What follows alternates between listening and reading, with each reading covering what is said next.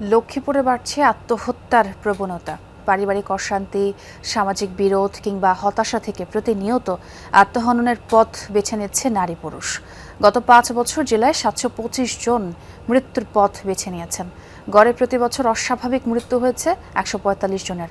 কাউন্সেলিংয়ের মাধ্যমে মূল্যবান জীবন রক্ষা করা সম্ভব বলে মনে করে পুলিশ প্রশাসন। লক্ষ্মীপুরে আশঙ্কাজনক হারে বাড়ছে আত্মহত্যার প্রবণতা। গত কয়েক বছর ধরে জেলায় ভয়াবহ আকারে ছড়িয়ে পড়েছে এই সংকট। প্রতি মাসে জেলায় গড়ে 11 জন মানুষ আত্মহত্যার পথ বেছে নিচ্ছেন। পুলিশের তথ্য অনুযায়ী গত 1 বছরে গলায় ফাঁস দিয়ে আত্মহত্যা করেছেন 106 জন, বিষ পান করেন 27 জন। এছাড়া অস্বাভাবিকভাবে মৃত্যু হয়েছে আরও 17 জনের।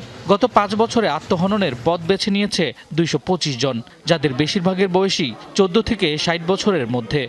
পরকীয়া জড়িত হয়ে দেখা যায় যে প্রতারণার শিকার হয়, সেটা সমাজের কাছে নিজেকে মুখ দেখাতে পারবে না বা সে আবেগটা ধরে রাখতে না পারে। অনেক মহিলারা এভাবে আত্মহত্যা করে। মাদক বা অন্যান্য যে বিষয়গুলো আছে, সামাজিক অস্থিরতা, মোবাইল বা অন্যান্য যে প্রেম সংগঠিত যে বিষয় আছে, এগুলিকে তারা জীবনের চেয়ে বেশি প্রাধান্য দেয়। আমাদের লক্ষ্মীপুরে আত্মহত্যা যে প্রকট আকার ধারণ করেছে, এই জন্য আমাদের শিক্ষিত সমাজকে থেকে শুরু করে আমাদের পুরো প্রশাসনকে এই বিষয়ে নজরদারি করা। আমরা আসলে এখন সহজে কোনো কিছু নিতে পারি না, সহজভাবে নিতে পারি না।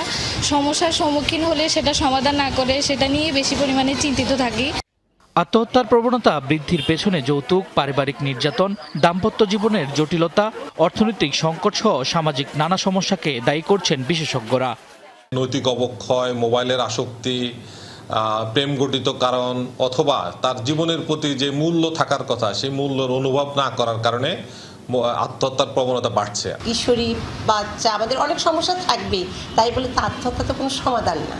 হতাশ হবেন কেন? জীবনে অনেক কিছুই আসবে, কিন্তু আত্মহত্যা তো কোনো সমাধান না। আপনারা জীবনকে পজিটিভভাবে নেবেন এবং জীবনকে উপভোগ করবেন। আত্মহত্যা প্রতিরোধে পারিবারিক ও সামাজিক সচেতনতার পাশাপাশি মনোবিদদের শরণাপন্ন হওয়ার তাগিদ পুলিশ সুপারের। আমরা স্কুল কলেজ যাচ্ছি, আমরা বিট পুলিশ এবং কমিউনিটি পুলিশের মাধ্যমে লোকজনকে এবং আমাদের বাচ্চা যারা আছে উক্তি প্রসঙ্গে তাদের সেন্সিটাইজ করার চেষ্টা করছে, যাতে আত্মহত্যা না করে এবং আত্মহত্যার কুফল সম্পর্কে তাদেরকে বোঝানোর চেষ্টা করছে। সামাজিক অবক্ষয় রোধ, মূল্যবোধের অভাব দূর করা এবং পারিবারিক বন্ধন শক্তিশালী করতে পারলে আত্মহত্যার হার কমে আসবে, এমনটাই মনে করছেন বিশেষজ্ঞরা।